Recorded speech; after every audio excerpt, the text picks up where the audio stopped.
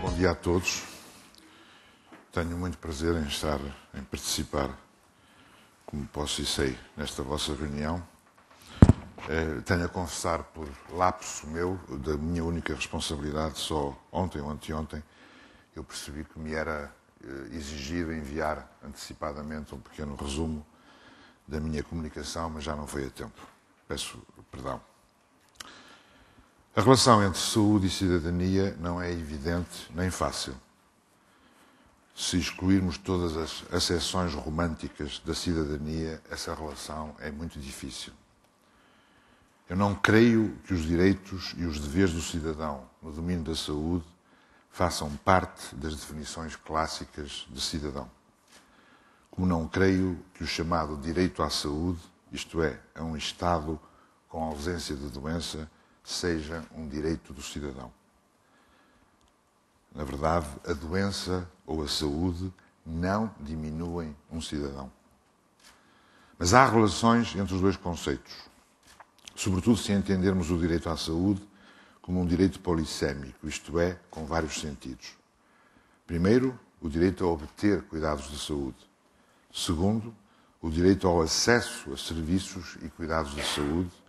Terceiro, o direito a não ver prejudicada a sua saúde por terceiros, pessoas, organizações, empresas ou instituições. As breves considerações que vou fazer nesta minha intervenção procuram delimitar o conceito de cidadão. Eu não qualifico nem adjetivo o conceito. Um cidadão com mais ou menos poder é à mesma um cidadão. Um cidadão com saúde ou doente é igualmente um cidadão. Um cidadão ativo e empenhado na participação cívica e política é tão cidadão quanto um outro, passivo, distante e aliado das causas comuns. Um cidadão a viver num país onde existe um serviço público de saúde é tão cidadão quanto um outro a viver num país onde não existe qualquer forma pública de prestação de cuidados de saúde. O mesmo digo dos conceitos de cidadania. Não qualifico esta última. A cidadania não implica humanização ou decência. Um malfeitor é um cidadão. Um rebelde é um cidadão, tanto quanto um indivíduo conformado e bem comportado. A bondade e a eficiência são muito importantes na organização das sociedades e dos serviços públicos, mas não resultam da cidadania.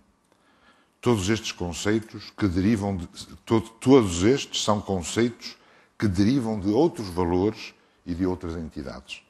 A moral pública, por exemplo, ou a qualidade de um regime político, ou ainda as tradições culturais de um povo, ou, finalmente, a exigência, certamente moral, mas também cultural, de comportamentos que respeitem os outros ou que valorizem a integridade e a autonomia dos seres humanos e dos contemporâneos. Não esqueçamos, por outro lado, que os conceitos sobre os quais refletimos aqui são conceitos mutáveis que adquirem valor e sentido diferentes conforme os países, as culturas e os tempos históricos. Por exemplo, cidadão já foi uma maneira de distinguir os homens livres dos servos ou dos escravos que com eles conviviam. Tempos houve, com efeito, em que cidadãos livres e escravos coexistiam.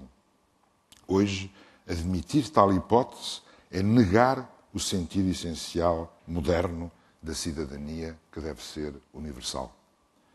A categoria de cidadão já foi uma distinção entre nacionais e estrangeiros.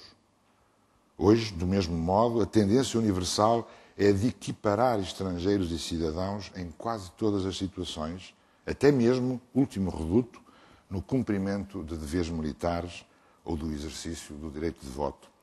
A Constituição portuguesa, e bem, a meu ver, estipula sem reservas, a não ser a da capacidade eleitoral e política, que os cidadãos estrangeiros em Portugal gozam exatamente dos mesmos direitos e estão sujeitos aos mesmos deveres que os cidadãos nacionais.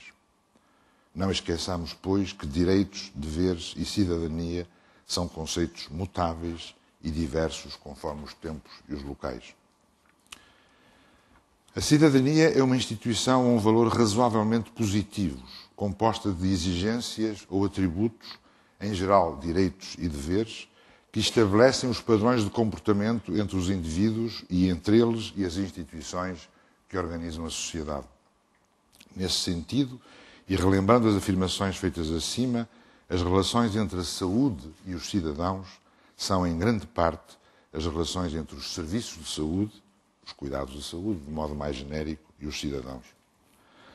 Um aspecto muito interessante é o que se traduz na nossa Constituição. Tradicionalmente, os direitos dos cidadãos eram limitados aos direitos fundamentais, direitos humanos, direitos cívicos e direitos políticos. No século XX,